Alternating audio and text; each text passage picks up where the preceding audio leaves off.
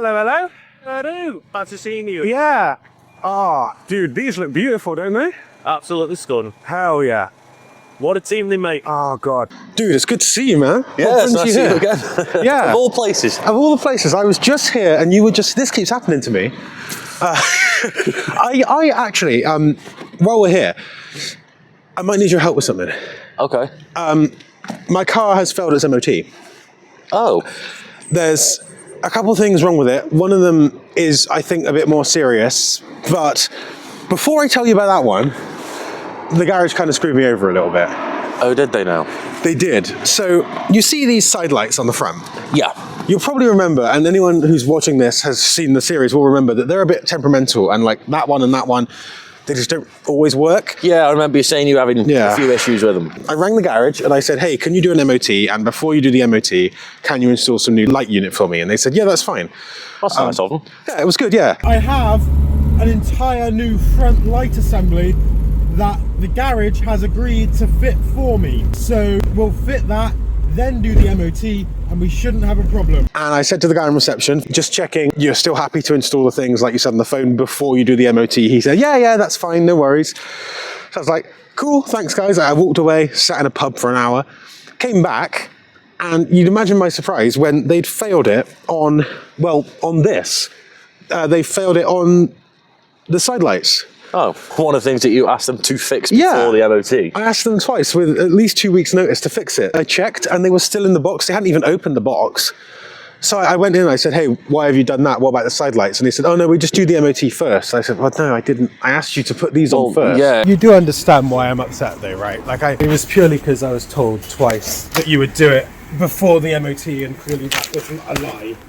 So that's why I'm upset. Well, yeah, but I think an overreaction to the direction indicator. I'm not reacting to that. I'm reacting to the fact that like a week and a half ago, 2 weeks on the phone, I specifically requested that you swap the indicator over before you did the MOT. And then when I came in, that's okay. And then I came in today, and then I wasn't actually finished just explaining. Go for it. Thank you. Thank you. And then today I brought it in and I checked again with you, and you said, yeah, that's fine. We can do that. And you haven't done it. So I just feel like I've been lied to. That's the problem. That's why I'm upset. Lied is quite a strong word. I guess what I'm kind of looking for is some admission of, yeah, we, whether intentionally or not, we misled you. If they knew that it was going to be a failure, and you knew that it was already like that, and you'd already asked them to fix them before the MOT. I think you spoke to me. I think we might have got a bit confused, as in thinking if that was all it was, we could do it at the end of the MOT. It would fail though, wouldn't it? It's a fail. That's why I asked you to do it before. Yeah, but you need the MOT, don't you? Yeah, but there's no point in doing an MOT when you know it's going to fail. Well, there is, because you get time to fix it. Yeah, but why would we need to do an MOT to find out what's wrong with it to fix it when I already know what's wrong with it, and I told you what was wrong with it on the phone and in person, and brought you the parts to replace it, and told you that I needed you to do that before the MOT? That's why I specifically brought the parts with me, and I checked twice, could you do this before the MOT, and you didn't do it. Yes, but there could be other stuff wrong with it that we don't know about. So we always do that. Yeah, we've got the MOT, so we know what to go on. That's fine, but I asked you specifically to do this first, twice, and you said yes, twice, and you didn't do it. Oh, sorry, I must have got confused, sorry. Thank you. I'll apologise for that. I appreciate that. All I was looking for was someone to sort of say sorry rather than sort of telling me off and saying that I'm getting angry when I'm not. Didn't get upset about these sort of things. You know, feeling a bit gaslit when I am perfectly justified. You know what it is, don't you? What? Money grabbing. Actually, I think you're right, because when they then went on to charge me for the MOT, they asked for 60 quid for a class 3 MOT. Mate, no, it should be about 30 quid. That is exactly what I said to the guy. That is 54.85, please. 54.85? Yeah. Why is it? Every class 3 MOT I've ever had has been like 30 quid. Why is this one 54? I think it's because it's above the car weight. It puts in the next class. Oh, okay. Right. I mean, if you're unhappy, I can do it for 37.80, which is the other class. I'd much prefer that. Yeah, it's because it's a class 3 MOT. Yeah, but there's different weight classes. They always come. Yours is the higher weight, so technically it's a car as an MOT. Did you do a class 3 MOT or did you do a car MOT? It's a class 3 MOT. Okay. But because of the weight of it, it goes into a car. Right, I see. Okay. But I think 3780. Thank you. We got to the bottom of that eventually, and he agreed, okay, we'll drop it to a class 3 thing. So he... Which it should have been from the start. Yes, it should have been from the start. This guy came out to talk to me. He would not accept any accountability or responsibility at all. He spent the whole time accusing me of being angry and saying that it's really not a big deal. Yeah, I know. He's like, oh, you need to calm down. I can see you getting agitated. You need to calm down, which I think that's gaslighting. I don't know. I think it is. Little did he know I was filming a lot of it just discreetly on my phone with my chest.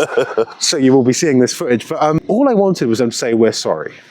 But he just wouldn't. Sorry, but I can't stand garages that do that. No, me neither. Like, I wouldn't have minded, but it's because I like specifically asked them to do it. And I had chances to do the lights myself, but I didn't do it because I'm not going to bother because the garages have already said they're going to do it for me. That's the thing. If you're under the impression that they're going to do it, yeah, then why would you try and chase it and do it yourself? Exactly.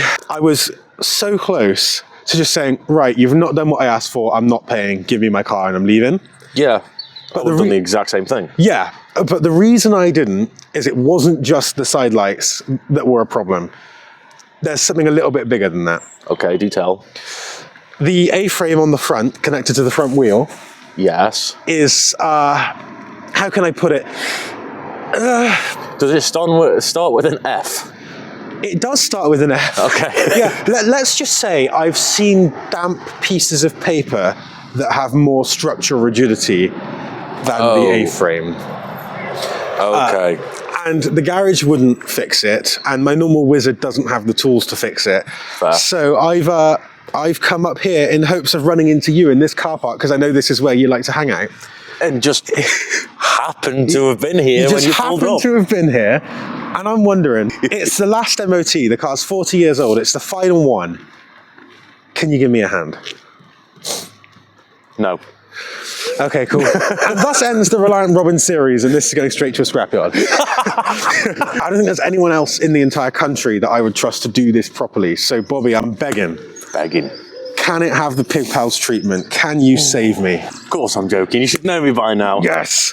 Thank you. I'd be honoured to work on your beloved car again. Thank you, Bobby. And, God. I'll make sure. In fact, no. I'm adamant. I will make this car pass with no advisories. No advisories? No, not a single advisory. You are aware this was hand-built in Britain 40 years ago? I've said something, I'm sticking to it. Holy... All right, okay. You've never let me down before, so I'm going to hold you to it. What do you think? Do you think Bobby can do that? Oh, look at your face. Hopefully I haven't bitten off more than I could chew. And the thing is, like, this is the 40th MOT. It's 40 years old. It's the last one it needs. Yeah. He deserves it. He does. Like, it's the last hurdle on this racetrack. Let's get him over it. And then I can let it rot away and drive it and not worry about it at all. No, that's a joke. That is not happening. Yeah. I won't let you do that.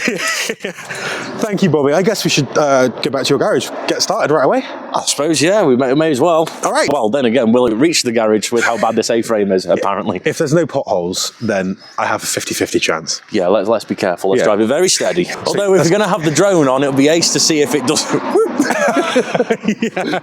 Engine on. Choke out. Oh, my bloody thing fell off the screen.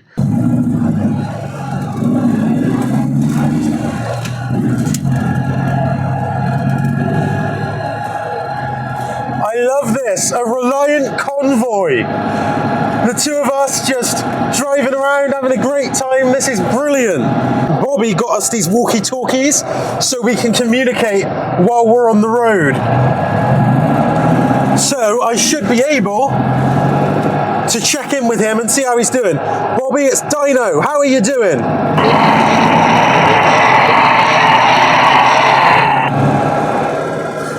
Okay, I think he's dead.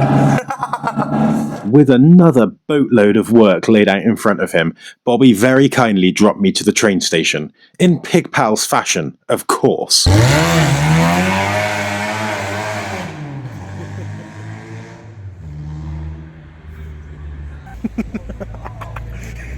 Join Bobby over on his channel to watch all of the work take place and uncover just how truly deadly my car actually was. In the next Reliant Robin episode, we will be returning to Pig Pals HQ to inspect and collect the Robin, with an exclusive cameo from Chrissy, Bobby's mum. Make sure you subscribe so you don't miss it. Thank you so much for watching. There's a Patreon and a YouTube membership available if you want to help finance this expensive repair job. Thank you very much to Lee Kemp for being best friend of the channel, and I shall see you next time. dinoduderocket, out. Obviously, I should be professional and I shouldn't name and shame the garage. So,